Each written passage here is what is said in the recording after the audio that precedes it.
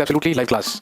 आगे बढ़ते हैं और आगे बढ़ाते हैं प्री मेडिवल इंडिया या पूर्व मध्यकालीन भारत को। जैसा कि मैंने आपको बताया था कि एंशिएंट इंडिया में हम प्री मेडिवल इंडिया को कंप्लीट करेंगे और उसको कंप्लीट करने के बाद आपका जो साउथ इंडियन पार्ट है या जो दक्षिण भारत का पार्ट है वो हम कंप्लीट करेंगे। और जब ये दो चीजें हम कंप्लीट कर लेंगे तो आपका एंशिएंट इंडिया जो है वो कंप्लीट हो जाएगा। और जब एंशिएंट इंडियन इंडिया कंप्लीट हो जाएगा तो बस उसके बाद फिर हम आपके नेक्स्ट सेक्शन की तरफ बढ़ चलेंगे।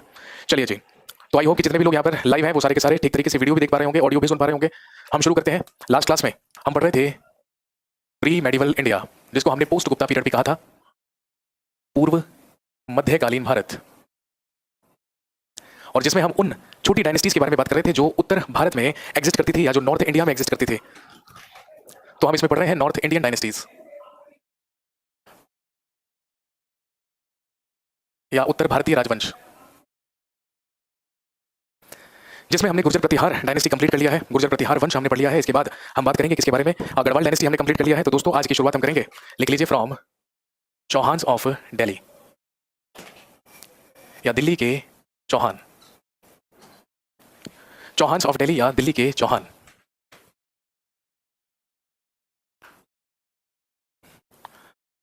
सर ये दिल्ली पुलिस के लिए अच्छा रहेगा मेरे भाई। मैंने आपको बताया था कि अगर आप यहाँ पर जीएस पढ़ रहे हैं और हिस्ट्री और पॉलिटी पढ़ रहे हैं तो आपको अलग से जीएस के लिए तो दिल्ली पुलिस का बैच लेने की जरूरत नहीं है।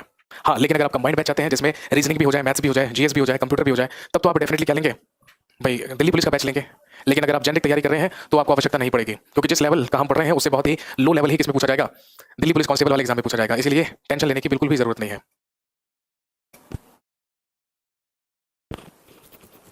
चलिए आगे बढ़ते हैं और हम बात करते हैं किसके बारे में, चौहान डायनेस्टी या चौहान वंश के बारे में। और दोस्तों ध्यान रखेंगे, the founder of this dynasty was Vasudev.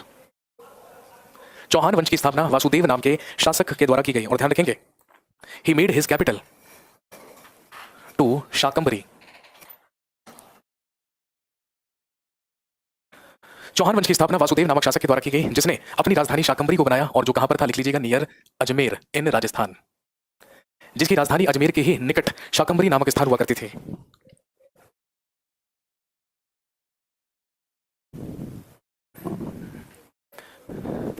ध्यान रखेंगे, इसके पूर्वज प्रतिहारों के ही सामंत या मंत्री हुआ करते थे। इसके पूर्वज प्रतिहारों के ही सामंत थे या प्रतिहारों के ही दरबार में मंत्री हुआ करते थे।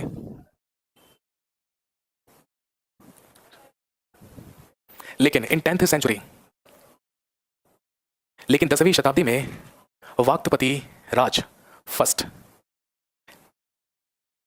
लेकिन 10वीं शताब्दी में वाक्तपति राज प्रथम नामक शासक ने, लिखेंगे, ही declared himself independent from Pratiharas. लेकिन चौहान वंश का ही एक राजा हुआ जिसका नाम था वक्तपति राज फर्स्ट या वक्तपति राज प्रथम। इसी ने 10वीं शताब्दी में खुद को प्रतिहारों से स्वतंत्र घोषित किया। इनिशियल कैपिटल कहां थी मेरे भाई, ये कौन सा मैंने फाइनल कैपिटल लिखी है, ये इनिशियल कैपिटल ही तो लिख रहा हूं मैं, शाकंभरी नामक स्थान जो राजस्थान में अजमेर के निकट हुआ करता था। 10वीं शताब्दी में वाक्तपति राज प्रथम ने ही खुद को प्रतिहारों से इंडिपेंडेंट किया। और ध्यान रखेंगे, स्थापना हुई चौहान डायनेस्टी या चौहान वंश की। ही वॉज सक्सीडेड बाय हिज सन, इसी का उत्तराधिकारी इसका पुत्र हुआ जिसका नाम था सिद्धराज। और ध्यान रखेंगे, इसी के द्वारा ही एक्सपेंडेड हिज एम्पायर, इसी ने अपने साम्राज्य का विस्तार किया। इसने अपने साम्राज्य का विस्तार किया। और ध्यान रखेंगे, Siddharaj took the title of Maharajadhiraj, और सिद्धराज के द्वारा ही महाराजाधिराज की उपाधि धारण की गई।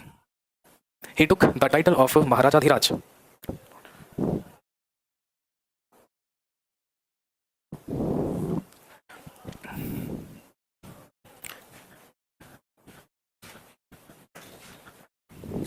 इसके बाद ध्यान रखेंगे, फर्स्ट ग्रेट रूलर, इस वंश का प्रथम महान शासक हुआ पृथ्वीराज फर्स्ट या पृथ्वीराज प्रथम।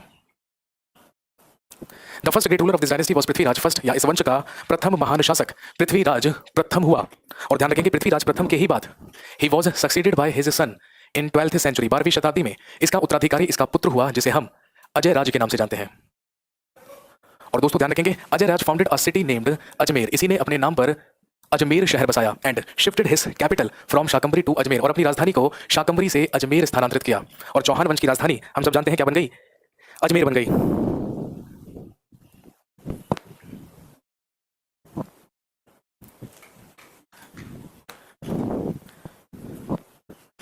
इन 1178 सन ऑफ सोमेश्वर, या सोमेश्वर का पुत्र चौहान वंश का अगला और अंतिम महान शासक हुआ जिसे हम जानते हैं पृथ्वीराज थर्ड या पृथ्वीराज तृतीय के नाम से। और आप सब जानते हैं यही इतिहास में पृथ्वीराज चौहान के नाम से प्रसिद्ध है और इसी को राय पिथौरा भी कहा जाता है। 1178 से लेकर 1192 तक चौहान डायनेस्टी में शासन किया पृथ्वीराज तृतीय या पृथ्वीराज चौहान ने। और हम सब जानते हैं कि पृथ्वीराज चौहान और मोहम्मद गौरी के ही बीच में 1191 में लड़ा गया फर्स्ट बैटल ऑफ तराइन या तराइन का प्रथम युद्ध। और हम सब जानते हैं इस युद्ध में पृथ्वीराज डिफीटेड मोहम्मद गौरी। और इसी युद्ध में यहां पर मैंने 1192 लिख दिया है, this is 1191 first battle of Tarain. 1191 में हम सब जानते हैं तराइन का प्रथम युद्ध लड़ा गया जिसमें पृथ्वीराज चौहान ने मोहम्मद गौरी को पराजित किया। लेकिन अगले ही साल इन 1192 he was defeated by Gauri. he was defeated by Gauri in second battle of Tarain.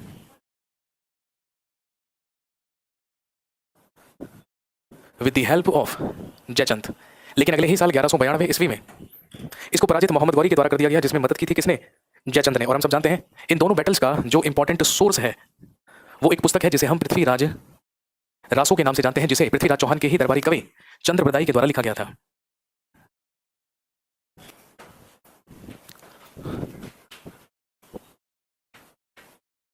Sir ये अपने नाम के बाद प्रथम द्वितीय क्यों लगाते हैं मेरे भाई? ये अपने नाम के बाद प्रथम द्वितीय नहीं लगा रहे हैं। इतिहासकारों ने जब इनके बारे में पढ़ा है और जब इतिहास को लिखा है तो उन्होंने फॉर बेटर अंडरस्टैंडिंग इसके नाम के आगे प्रथम द्वितीय तृतीय लगाया है। जब एक ही राजवंश में एक ही नाम के कई रूलर्स होते हैं तो उन्हीं को पढ़ने के लिए हम लोग इस्तेमाल करते हैं किसका? प्रथम द्वितीय या तृतीय का। नेक्स्ट अगली डायनेस्टी लिखेंगे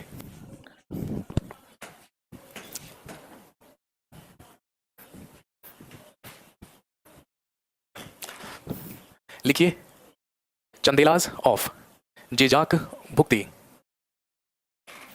या हिंदी में जेजाक भुक्ति के चंदेल। चंदेलाज ऑफ जेजाक भुक्ति या जेजाक भुक्ति के चंदेल। दोस्तों ध्यान रखेंगे एट प्रेजेंट या वर्तमान में जो बुंदेलखंड एरिया है या जो बुंदेलखंड क्षेत्र है वहीं पर चंदेल वंश का उदय हुआ था। और ध्यान रखेंगे देयर कैपिटल वॉज खजुराहो और इनकी जो राजधानी थी वो खजुराहो हुआ करती थी। आप सब जानते हैं Khajuraho is in MP, Madhya Pradesh में है Khajuraho, famous for Khajuraho temples. And the founder of this dynasty was a ruler named Nannuk. इस वंश की स्थापना नुनुक नामक शासक के द्वारा की गई थी। और ध्यान रखेंगे इसी का ग्रैंडसन या इसी का पौत्र हुआ करता था जिसका नाम था जयसिंह या जेजा। और इसी के पौत्र इसी के ग्रैंडसन जेजा के ही नाम पर इनका जो क्षेत्र था, इनका जो रीजन था, इसका नाम ही क्या पड़ा? जेजाक भुक्ति। जेजा के ही नाम से इस जगह को क्या कहा जाता था? जेजाक भुक्ति कहा जाता था। और इसी जेजाक भुक्ति नामक स्थान पर ही उदय हुआ था चंदेल राजवंश का या चंदेलों का, जिसकी स्थापना नुनुक नाम के शासक ने की थी। और इनकी जो राजधानी हुआ करती थी दैट वाज खजुराहो। इनकी राजधानी खजुराहो हुआ करती थी। The first great ruler of this dynasty, इस वंश का प्रथम महान शासक माना जाता है किसे? यशोवर्मन को। इस वंश का प्रथम महान शासक यशोवर्मन को माना जाता है।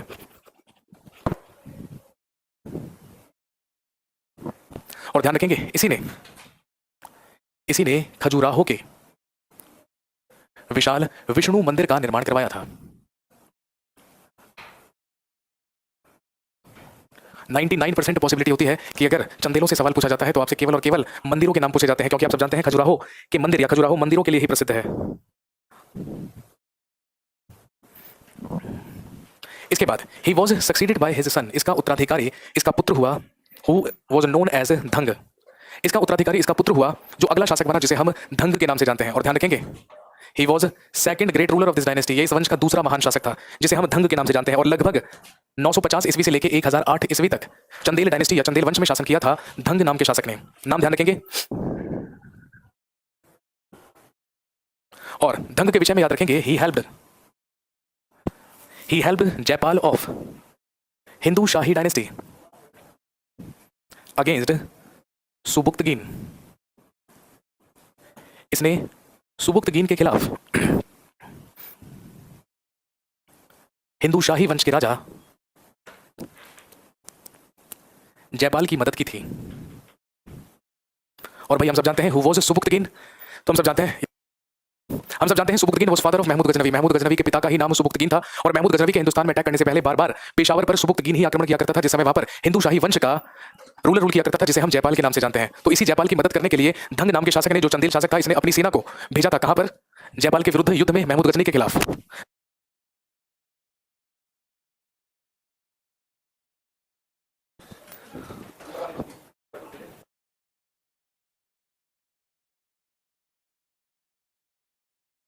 इसके अलावा धंग के बारे में अगली चीज याद रखेंगे,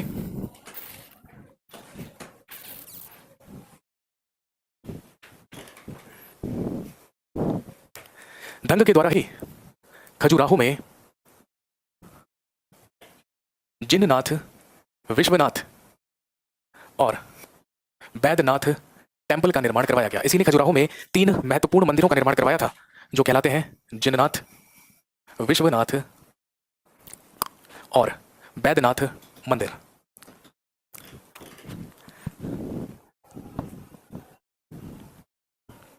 और अगर आपसे पूछें कि who was the greatest ruler of this dynasty, इस वंश का सबसे महान शासक किसे माना जाता है, तो ध्यान रखेंगे Vidyadhar. Vidyadhar is considered as the greatest ruler of this dynasty. इस वंश का सबसे महान शासक विद्याधर हुआ।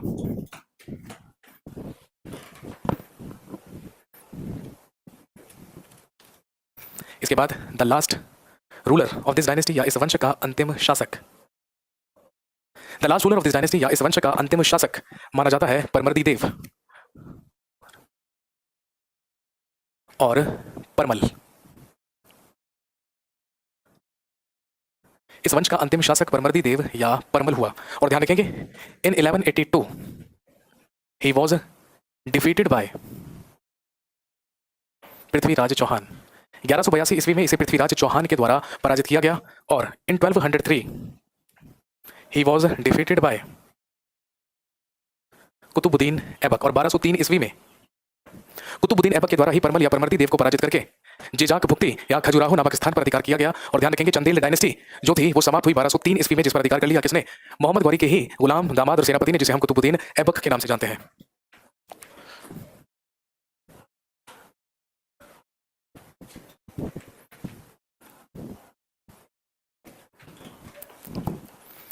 इसके बाद लिखिए परमार डायनेस्टी ऑफ मालवा या मालवा के परमार।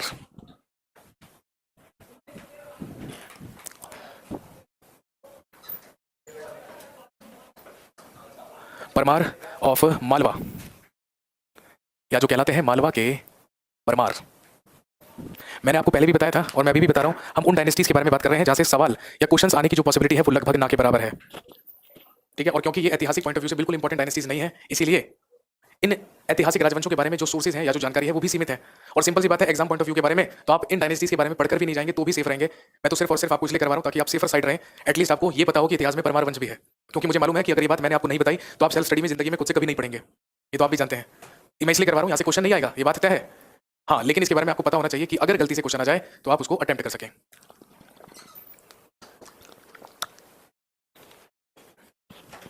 चलिए आगे बढ़ते हैं और बात करते हैं परमार डायनेस्टी के बारे में।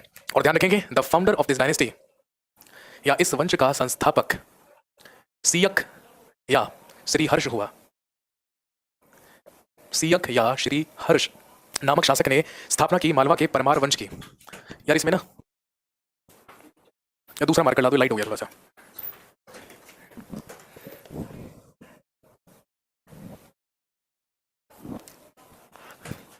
ध्यान रखेंगे their initial capital was Ujjain. इनकी जो प्रारंभिक राजधानी थी वो उज्जैन थी, लेकिन बाद में लेटर ऑन इनकी राजधानी बनी धारा नामक स्थान।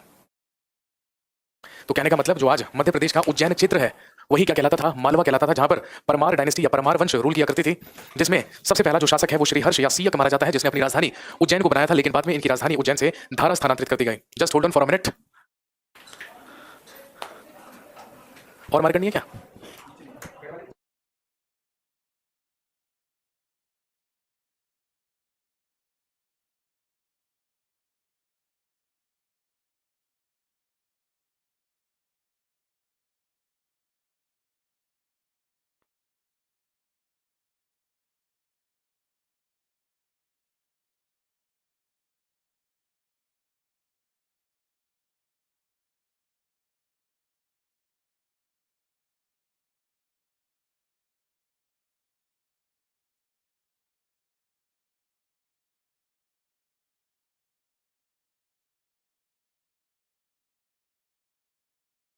एक मिनट रुकेंगे, मार्कर में जरा इंक भरी जा रही है, तो जैसे मार्कर रिफिल होकर आता है मैं कंटिन्यू करता हूँ। बने रहिए प्लीज, थोड़ी देर संयम रखें।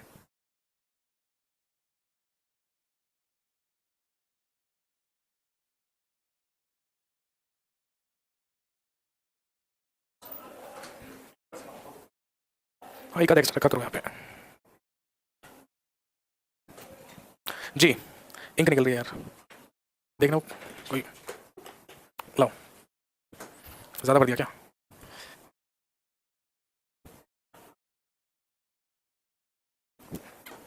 हाँ जी। तो मालवा के परमार वंश की जो स्थापना है या जो पहला शासक है वो सियक या श्रीहर्ष को माना जाता है, जिसने अपनी राजधानी उज्जैन बनाई थी, लेकिन बाद में परमार वंश की जो राजधानी थी वो शिफ्ट करके कहां भेज दी गई? धारा भेज दी गई। आपसे पूछेंगे who was the greatest ruler of this dynasty? इस वंश का सबसे महान या महानतम शासक किसे माना जाता है? तो ध्यान रखेंगे the greatest ruler of this dynasty was Bhoj. इस वंश का सबसे महान शासक भोज हुआ और लगभग 1000 ईस्वी से लेके 1055 ईस्वी तक मालवा के परमार वंश में शासन किया भोज नामक शासक ने। और ध्यान रखेंगे इसकी गणना भारत के सबसे विद्वान शासकों में होती है।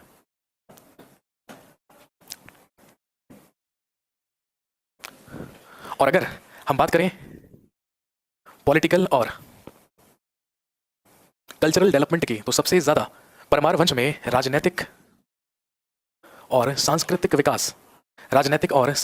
विकास इसी के शासनकाल में हुआ। इसके अलावा ध्यान रखेंगे इन 1008 ईस्वी में he helped Anandpal with his army against Mahmud Ghaznavi. Mahmud Ghaznavi ने में आपने पढ़ा है या आप पढ़ेंगे कि 1008 ईस्वी में महमूद गजनवी ने जयपाल के पुत्र आनंदपाल को पराजित किया था, और उसी जयपाल का पुत्र हुआ करता था आनंदपाल। और जब महमूद गजनवी की लड़ाई आनंदपाल से हुई थी, जिसमें महमूद गजनवी ने आनंदपाल को पराजित किया था, तो ध्यान रखेंगे उसमें अपनी सेना से मदद करने वाला शासक ही कौन था? भोज था। और भोज ने ही आनंदपाल को सैन्य मदद भेजी थी महमूद गजनवी के खिलाफ। क्योंकि यह एक विद्वान था और यह एक प्रसिद्ध कवि भी था, इसलिए ध्यान रखेंगे he also took the title of Kaviraj. इसके द्वारा कविराज की भी उपाधि धारण की गई थी, और कविराज के ही नाम से प्रसिद्ध है कौन? राजा भोज।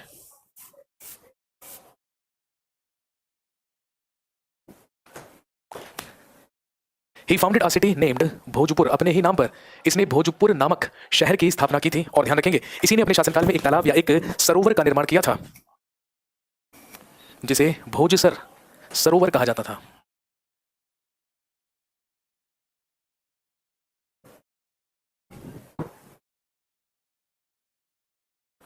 लेकिन ध्यान रखेंगे इन 1305 ईस्वी में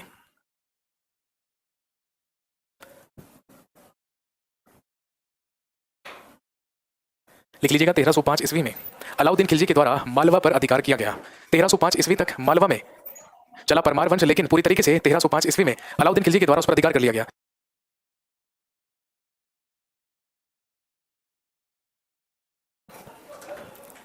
इसके बाद अगली डायनेस्टी लिखेंगे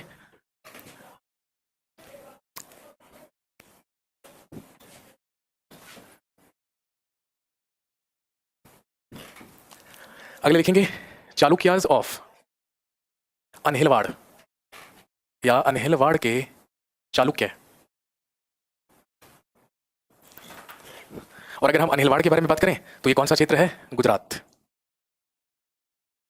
अगली डायनेस्टी है चालुक्य डायनेस्टी या चालुक्य वंश, जो अनहिलवाड़ गुजरात में शासन किया करती थी। और दोस्तों ध्यान रखेंगे the founder of this dynasty was Mulraj first. इस वंश की स्थापना मूलराज प्रथम नाम के शासक के द्वारा की गई।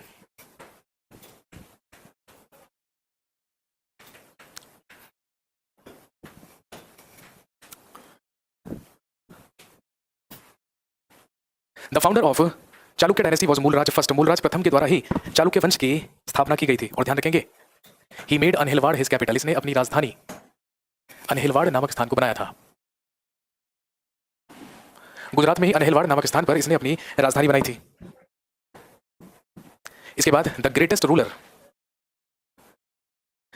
ऑफ दिस डायनेस्टी, इस वंश का महानतम शासक भीम फर्स्ट या भीम प्रथम हुआ। The greatest ruler of this dynasty was Bhim first या भीम प्रथम, जिसने लगभग 1022 से लेकर 1064 तक चालुक्य वंश में शासन किया। और दोस्तों ध्यान रखेंगे इसी के शासनकाल में 1025 ईस्वी में हुआ इन्वेजन ऑफ महमूद गजनवी इन गुजरात। इसी के शासनकाल में गुजरात में महमूद गजनवी का आक्रमण हुआ और आप सब जानते हैं इसी आक्रमण में ही लूटेड सोमनाथ टेंपल, इसने सोमनाथ मंदिर को लूटा।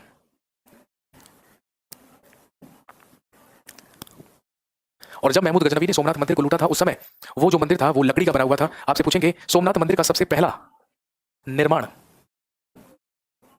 लकड़ी और फिर पत्थर से किसके द्वारा करवाया गया था? तो ध्यान रखेंगे भीम फर्स्ट, भीम प्रथम ही वो शासक था जिसके द्वारा सोमनाथ मंदिर का निर्माण पहले लकड़ी और फिर उसके बाद पत्थर से करवाया गया था। लेकिन अगर आपसे पूछें कि सोमनाथ मंदिर का लास्ट कंस्ट्रक्शन या अंतिम निर्माण किसके द्वारा करवाया गया है, तो दोस्तों ध्यान रखेंगे ही वाज सरदार वल्लभ भाई पटेल। तो जिस रूप में आज हमारे पास गुजरात का सोमनाथ मंदिर है उसका निर्माण आखिरी बार अंतिम बार सरदार वल्लभ भाई पटेल के द्वारा करवाया गया था।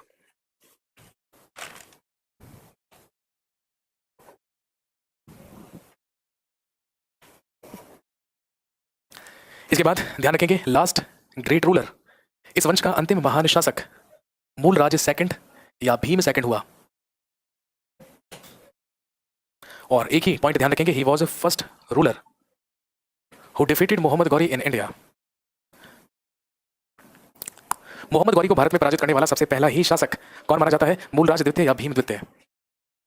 क्योंकि जब मोहम्मद गौरी ने 1178 ईस्वी में गुजरात पर आक्रमण किया था तो उस समय वहां पर मूलराज द्वितीय शासन कर रहा था। और ध्यान रखेंगे इसी मूलराज द्वितीय ने मोहम्मद गौरी को राजस्थान के माउंट आबू में पराजित किया था। और भारत में मोहम्मद गौरी को हराने वाला सबसे पहला ही राजा कौन था? मूलराज सेकंड, जो चालुक्य वंश का राजा था।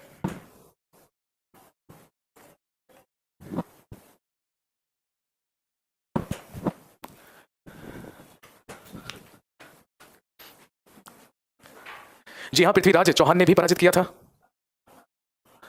वाह, आज का सवाल ऑफ द डे सुन लीजिए, बिल्कुल गधों वाला सवाल जो आशुतोष कर रहे हैं। पृथ्वीराज चौहान ने भी डिफीट किया था, तो वो फर्स्ट क्यों नहीं है? अबे बेवकूफ आदमी, वो फर्स्ट इसलिए नहीं है क्योंकि उससे पहले 1178 में मोहम्मद गौरी को हरा चुका था मूलराज द्वितीय, इसलिए वो फर्स्ट नहीं है। अपने घर से थोड़ी हिस्ट्री लारूं बनाकर भाई, जो लिखा हुआ है इतिहास में वही तो पढ़ेंगे। जी हाँ बिल्कुल मोहन, आपका सवाल जितना घटिया सवाल आशुतोष ने पूछा है उतना ही बढ़िया सवाल मोहन ने पूछा है, तो आई अप्रिशिएट यू मोहन। आपका सवाल है कि क्या इसी को सोलंकी वंश कहते हैं? जी हाँ बिल्कुल सही चीज आपने याद दिलवाई है, जो अनहिलवाड़ के चालुक्य हैं। भाई दोस्तों ध्यान रखेंगे इसी डायनेस्टी को क्या कहा जाता है? सोलंकी डायनेस्टी। यही लोग सोलंकी वंश भी कहलाते हैं, यही सोलंकी डायनेस्टी या सोलंकी वंश भी कहलाते हैं। बिल्कुल सही।